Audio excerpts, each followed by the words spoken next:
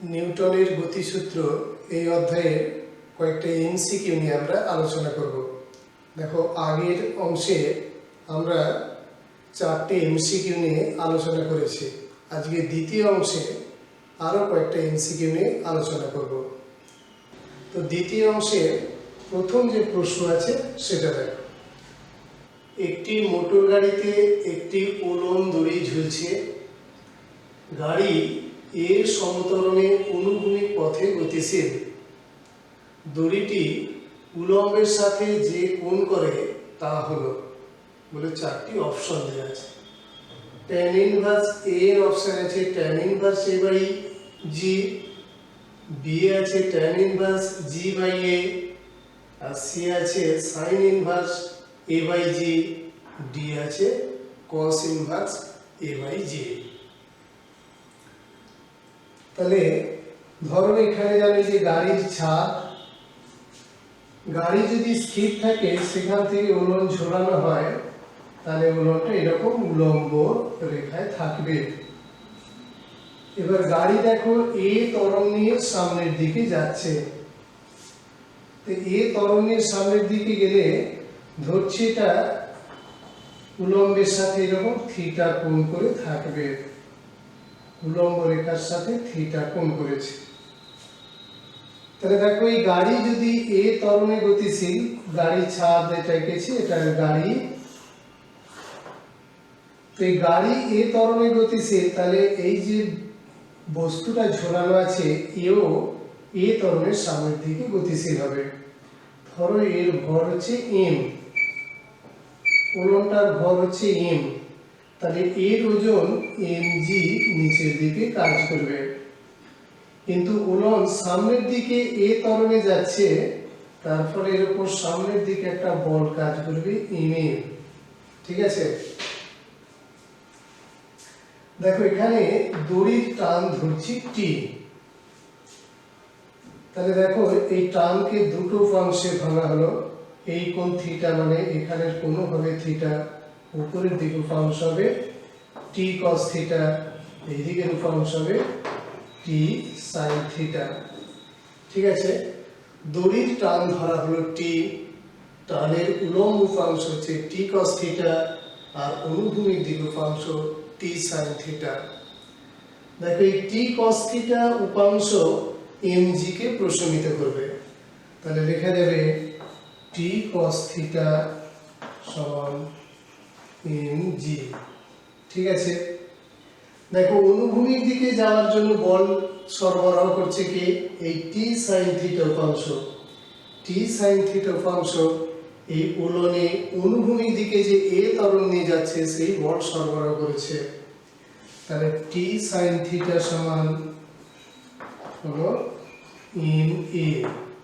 ঠিক আছে, এবার এই দুটো ভাগ করা হবে, ভাগ করলে পাওয়া যাবে দেখো ট্যান থিটা সমান, দেখো এম এম কেটে যাবে, তাহলে এ বাই জি।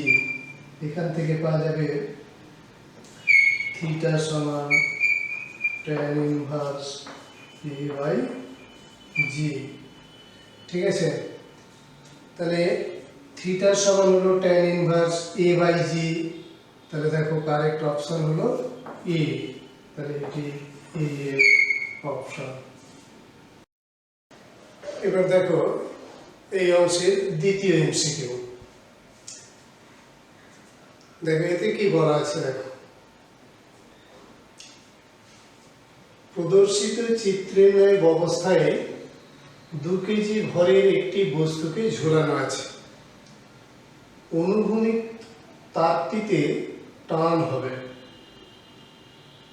তাহলে প্রদর্শিত চিত্রের ন্যায় অবস্থায় 2 কেজি ভরের বস্তুকে ঝোলানো আছে, আর অনুভূমিক দিকে যে তার, এই যে তার, এটা হচ্ছে অনুভূমিক তার, এই তারের টান কত হবে হিসাব করতে হবে। ঠিক আছে, 4টে অপশন এখানে দেওয়া আছে। তো দেখো কিভাবে হিসাব করা যায়। দেখো এখানে এই বিন্দুতে এই দিকে টানের টানটা ধরছি অনুভূমিক তারের টান T2 আর এর টান T1।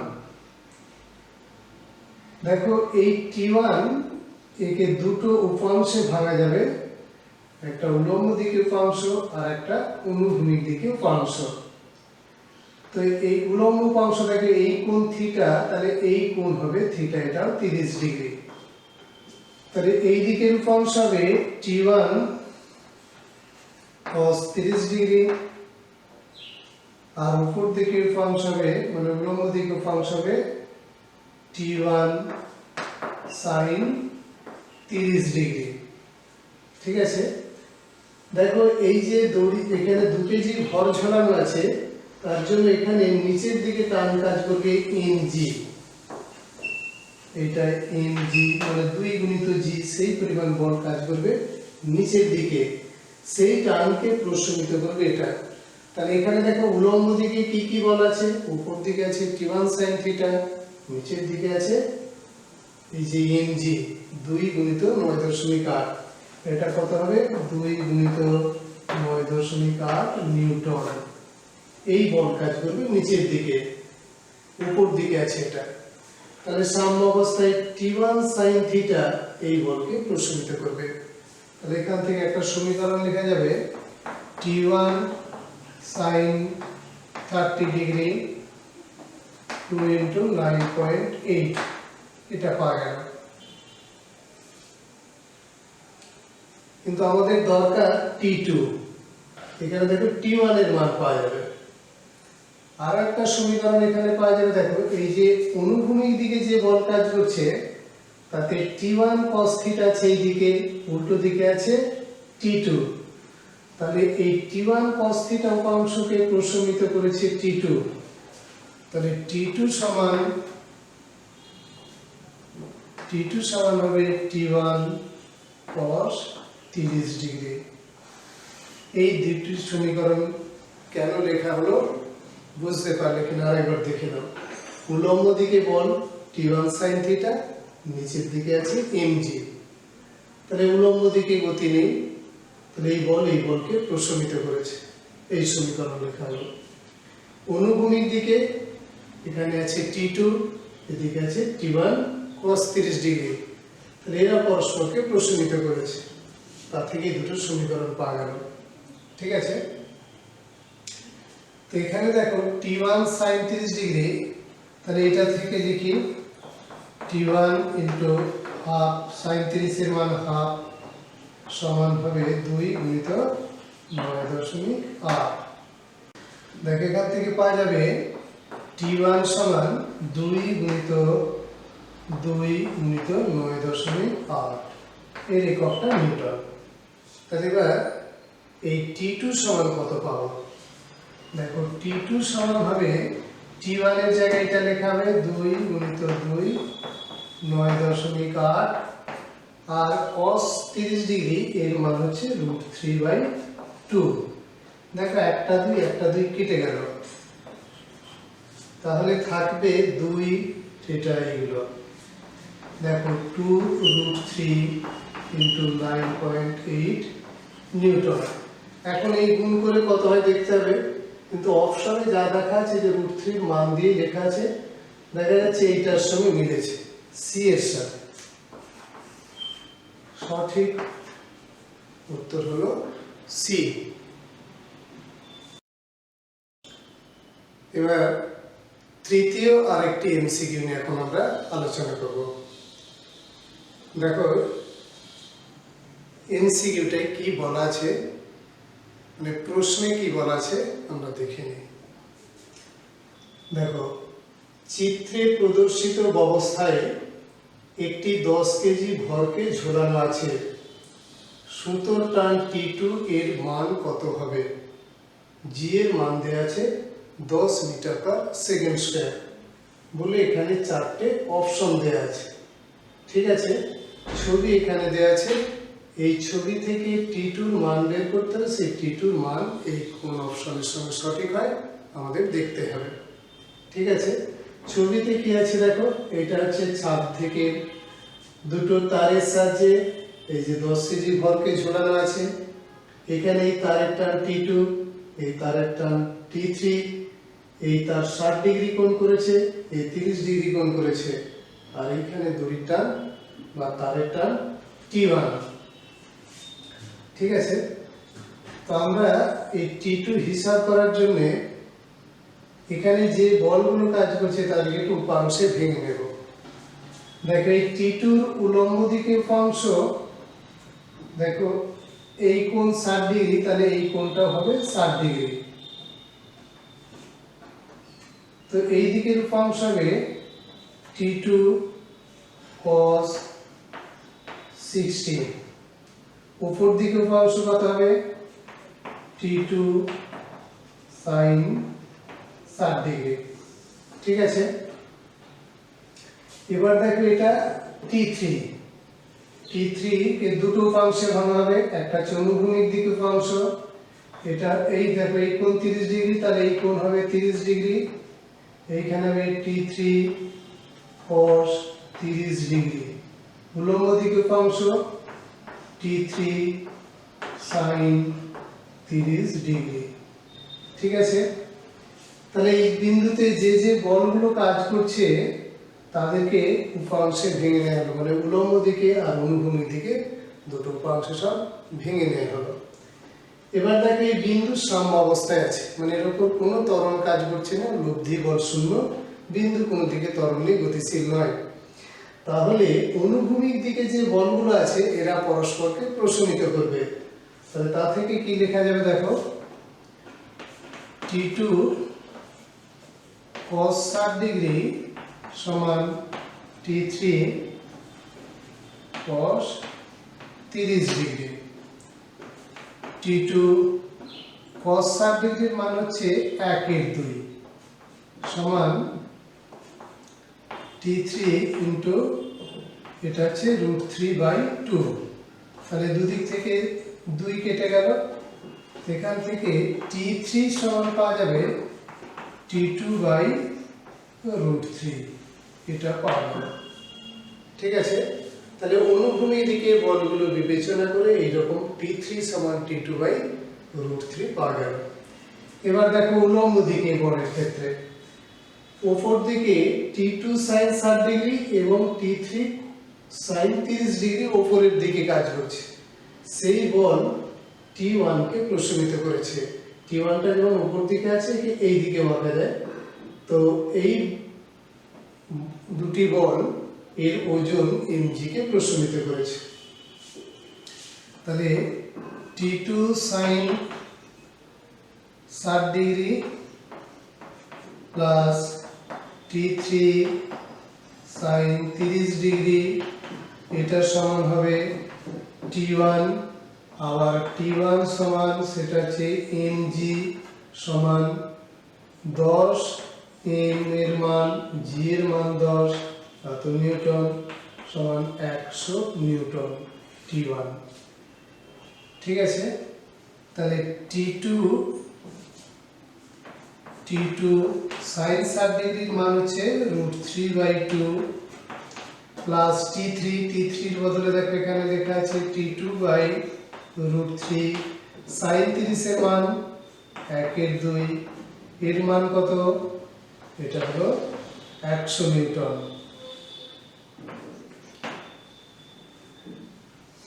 এবার দেখো এখান থেকে T2/2 কমন নিচ্ছি, T2/2 কমন নিলে এখানে থাকবে √3, দেখো এই যে T2 আর 2 চলে গেছে, √3 রইল, এর T2 2 যাবে, তাহলে 1/√3 সমান হবে 100 নিউটন।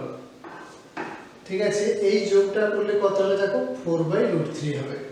তাহলে এরপর লিখছি T2/2 ইন্টু 4/√3 সমান হবে 100। দেখো এই 2 আর 4 কাটলে 2 হবে,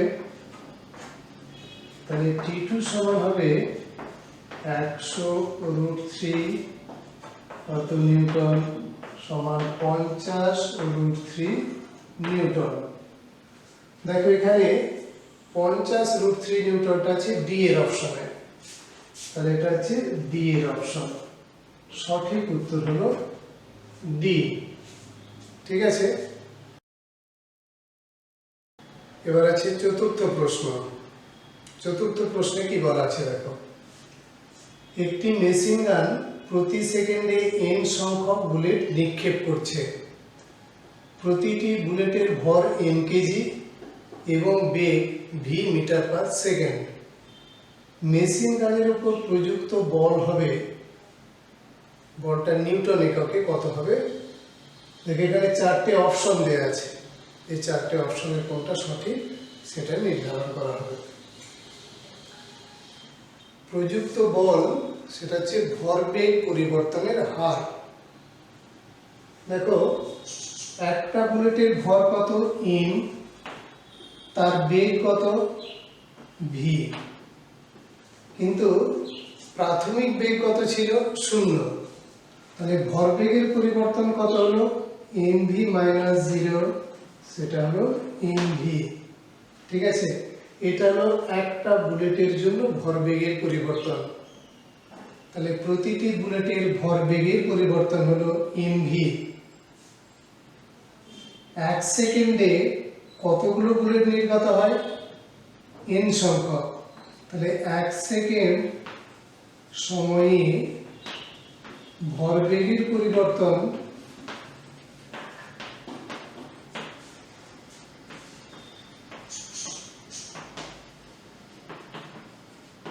সমান হবে n v। ঠিক আছে, তাহলে n v পরিমাণ ভরবেগের পরিবর্তন হলো কত সেকেন্ড সময়ে? দেখো এটা এক সেকেন্ড সময়, কারণ এক সেকেন্ড সময়ে n সংখ্যক গুলি নির্গত হয়। তাহলে এক সেকেন্ড সময় যে ভরবেগের পরিবর্তন হয় সেটা হলো ভরবেগ পরিবর্তনের হার। ভরবেগ পরিবর্তনের হারটাই হচ্ছে বল। তাহলে গুলির উপর প্রযুক্ত বল, গুলির উপর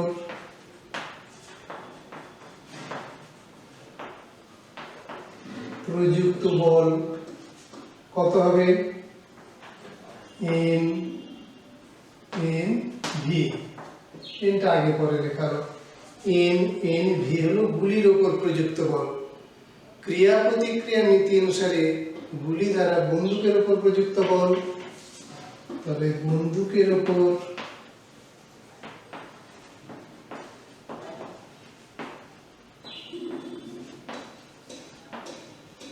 প্রযুক্ত বল সেটাও হবে ক্রিয়া আর প্রতিক্রিয়ার সমান আর বিপরীতমুখী। তাহলে বলের মানটা এটা হবে, কিন্তু গুলির উপর যেদিকে বল কাজ করছে বন্দুকের উপর বলটা তার বিপরীত দিকে হবে। বলের মান কত হবে? n v। গুলিগুলির মানে গুলিগুলোর উপর মোট যে বল কাজ করছে সেই বলটা বন্দুকের উপর কার্যকর হলো। ক্রিয়া প্রতিক্রিয়া নীতি থেকে এটা পাওয়া যাবে। তাহলে বন্দুকের উপর প্রযুক্ত বল হবে n v। এখানে সঠিক অপশন দেখা যাচ্ছে এ। এবার 5 নম্বর এমসিকিউ নিয়ে আলোচনা করছি। দেখো এখানে কি বলা আছে যে একটি lift 4 metre per second square সমতরণে নিচে নামছে। লিফটের মেঝে থেকে ছাদের উচ্চতা 3 মিটার। এর ছাদ থেকে 10 গ্রাম ভরের একটি পেরেক খুলে পড়ে গেল। পেরেকটি লিফটের মেঝেতে কত ঘাত উৎপন্ন করবে? তো ঘাতটা প্রকাশ করতে হবে কেজি মিটার পার সেকেন্ড এককে, আর জি এর মান 10 বলা আছে। ঠিক আছে, তাহলে বিষয়টা কি হলো, একটা লিফটের ছাদ থেকে একটা পেরেক খুলে পড়ছে লিফটের মেঝেতে। ওই পেরেক মেঝেতে কত ঘাত উৎপন্ন করবে? কারণ ঘাত পাওয়া যাবে কি করে? ভরবেগের পরিবর্তন থেকে। তাহলে মেঝেতে আঘাত করার জন্য ভরবেগের পরিবর্তন কত হলো দেখা হবে। সেই ভরবেগের পরিবর্তনটাই হবে ঘাত। তাহলে ছাদ থেকে যে পেরেক খুলে পড়ছে সেই পেরেক কত বেগে মেঝেতে আঘাত করে সেটা আমরা আগে হিসাব করব। দেখো এক্ষেত্রে অভিকর্ষজ ত্বরণের মান জি, কিন্তু লিফটটা আবার দেখো 4 মিটার পার সেকেন্ড স্কয়ার সমতরণের নিচের দিকে নামছে। যদি লিফট স্থির থাকতো তাহলে পেরেক এই ত্বরণের নিচের দিকে নামতো। তখন মেঝের সাপেক্ষে পেরেকের ত্বরণ, মেঝের সাপেক্ষে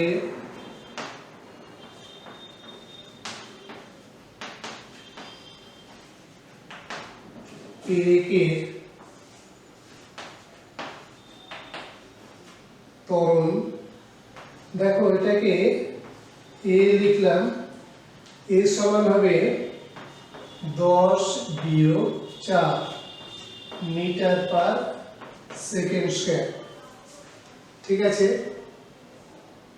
মেঝেটা নেমে যাচ্ছে নিচের দিকে, এই ত্বরণ নিয়ে নিচের দিকেই ত্বরণ কাজ করছে জি। তাহলে পেরেকটা যে নামছে সে অবাধে পতনশীল অবস্থায় 10 মিটার পার সেকেন্ড স্কয়ার ত্বরণ নিয়ে নিচের দিকে নামবে, কিন্তু মেঝেটাও এই ত্বরণ নিয়ে নিচের দিকে নেমে যাচ্ছে। তাহলে এদের আপেক্ষিক ত্বরণ হবে এই 10-4। দেখো এটা কেমন লেখা হলো আরেকবার দেখো। পেরেকটা অবাধে পড়তে থাকবে, তাহলে পেরেকের ত্বরণ হচ্ছে 10 মিটার পার সেকেন্ড স্কয়ার, আর মেঝে নিচের দিকে নামছে 4 মিটার পার সেকেন্ড স্কয়ার ত্বরণ নিয়ে। তাহলে আপেক্ষিক ত্বরণ কত হবে? 10-4 মিটার পার সেকেন্ড স্কয়ার। এবার দেখো পেরেক এইরকম এই উচ্চতা থেকে পড়ছে এই মেঝেতে, তাহলে এখানে যে বেগ লাভ করে সেটা ভি হলে কি লেখা হয় দেখো, ভি স্কয়ার সমান ইউ স্কয়ার প্লাস 2gh লেখা হয়। তো এই ক্ষেত্রে সেই জি এর বদলে আমাদের এ প্রযুক্ত হবে। ভি স্কয়ার সমান, প্রথমে যখন খুলে গেছে প্রাথমিক বেগ তখন 0, মানে মেঝের সাপেক্ষে ওর প্রাথমিক বেগ 0, মেঝের সাপেক্ষে পেরেকের প্রাথমিক বেগ 0 প্লাস 2 ইন্টু এর বদলে লেখাবে এটা কত হচ্ছে 6 মিটার পার সেকেন্ড স্কয়ার। তাহলে 6 নিত কত মিটার নেমেছে দেখো, উচ্চতা 3 মিটার, তাহলে এটা 3 মিটার নেমেছে। এটা হচ্ছে 36, তাহলে এখান থেকে পাওয়া যাবে ভি সমান 6। তাহলে 6 মিটার পার সেকেন্ড বেগে মেঝেতে আঘাত করবে, তাহলে ঘাত সমান হবে ভরবেগের পরিবর্তন।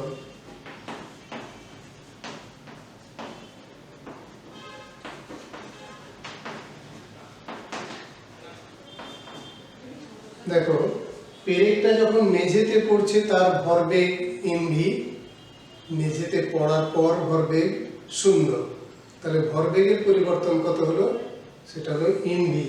ভরবেগ পরিবর্তনের মান সেটা এমভি। তাহলে এমভি, এম এর মান কত দেখো 10 গ্রাম, 10 গ্রামটাকে কেজি করতে হবে, 10 এর নিচে হলো 1000। ভি এর মান কত 6। তাহলে দেখো এইভাবে এত কেজি মিটার পার সেকেন্ড, এটা কেটে যাবে, দেখো 6 এর 100 হবে, এটা সমান হবে 6 এর 100 একক, সেটা হচ্ছে 0.06 কেজি মিটার সেকেন্ড ইনভার্স। দেখো এই অপশনটা আছে ডিএ, তাহলে সঠিক অপশন হবে ডি, মানে এটি হলো সঠিক। এবার আসছি 6 নম্বর এমসিকিউ। এই এমসিকিউ কি বলা আছে দেখো, 5 কেজি ভরের একটি বস্তু হলো 5 কেজি ভরের একটি স্থির বস্তু হঠাৎ বিস্ফোরিত হয়ে 3টি টুকরোয় পরিণত হলো। টুকরোগুলির ভরের অনুপাত 1:1:3।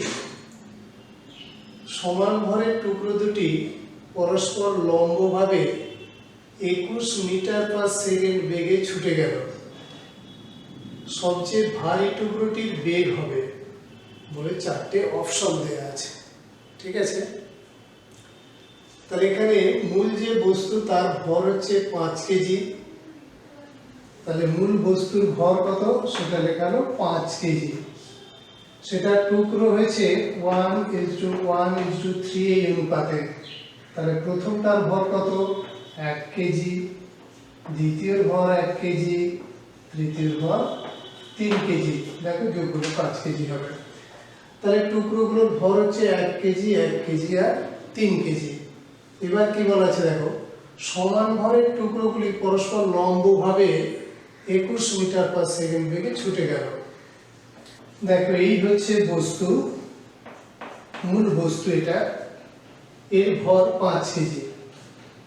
এবারে হালকা ভরের যে দুটো টুকরো তারা পরস্পর লম্ব দিকে গেছে, বলা হবে এটা পরস্পর লম্ব দিকে গতিশীল।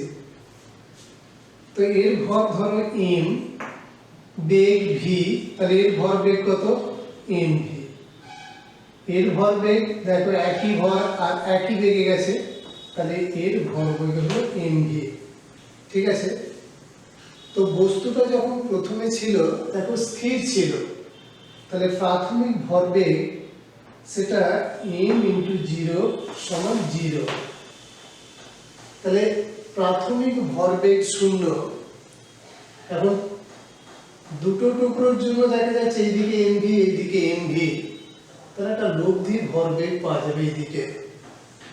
এখন 3 নম্বর টুকরোটা এমন দিকে গতিশীল হবে যেন লব্ধি ভরবেগ 0 হয়।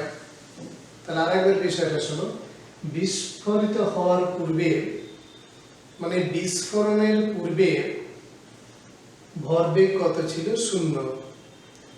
বিস্ফোরণের পর টুকরোগুলির মোট ভরবেগ কত হবে 0 হবে ভরবেগের সংরক্ষণ সূত্র থেকে। এবার দেখো এর ভরবেগ mv, এর ভরবেগ mv, তার লব্ধি এই দিকে হবে। তাহলে 3 নম্বরটা গতিশীল হবে ঠিক এর বিপরীত দিকে। 3 নম্বরটা এই ধরো m' তার ভর, সে যদি v' বেগ লাভ করে তার ভরবেগ m''v' এই দিকে হবে। ঠিক আছে, তাহলে তিনটে টুকরো কোনটা কোন দিকে গতিশীল হবে পাওয়া গেল। এবার দেখো এরা যে পরস্পর লম্বভাবে গতিশীল, এদের লব্ধি কত হবে সেটা ধরো লিখছি p। তাহলে p সমান হবে mv² প্লাস mv² এর রুট। ঠিক আছে, তাহলে এদের লব্ধি ভরবেগ হলো এটা। এটা কত হবে দেখো, mv² যদি বাইরে আনি তাহলে mv হবে, ভেতরে থাকবে √2। তাহলে এদের লব্ধি ভরবেগ হলো mv√2। আর 3 নম্বরটা এইদিকে আছে, এর মান এর সঙ্গে সমান হবে আর বিপরীতমুখী হবে, তাহলে লব্ধি 0 হবে। তাহলে mv√2 সমান হবে m'(v')। তো m এর বদলে দেখো 1, v এর বদলে আছে 21 আর এখানে আছে √2। m এর বদলে দেখো প্রত্যেকটার মান 1 কেজি বলা আছে। m' কত, এইটা আছে 3 কেজি ভরের বস্তু, এইদিকে গেছে, এগুলো হচ্ছে 1 কেজি ভরের বস্তু, এখানে আছে 1 কেজি ভরের বস্তু। ঠিক আছে, তাহলে v এর মান এগুলো সব 21 মিটার পার সেকেন্ড বেগে, এটাও 21 মিটার পার সেকেন্ড বেগে গেছে, এটা গেছে 21 মিটার পার সেকেন্ড বেগে। তাহলে দেখা যাচ্ছে যে m এর মান হলো 1, v এর মান 21, √2 হলো এখানে 3 তো v' এর বেগ। তো v' সমান কত হবে দেখো, এই 3 এটা কেটে 7 হবে, তাহলে v' সমান 7√2 এর একক হবে মিটার পার সেকেন্ড। তাহলে দেখো v' সমান 7√2, v' সমান 7√2 বদলে 1.414 লেখা হলো, একক হবে মিটার পার সেকেন্ড।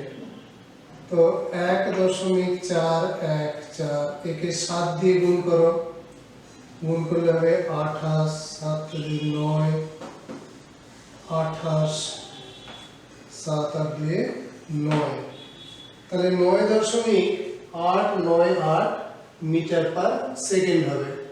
এখানে দেখা যাচ্ছে আসন্ন মানে ডি এর সঙ্গে মিলবে, এটা ডি এর অপশনটা হবে, হচ্ছে 9.9 মিটার পার সেকেন্ড, এটা এইরকম পাওয়া গেল।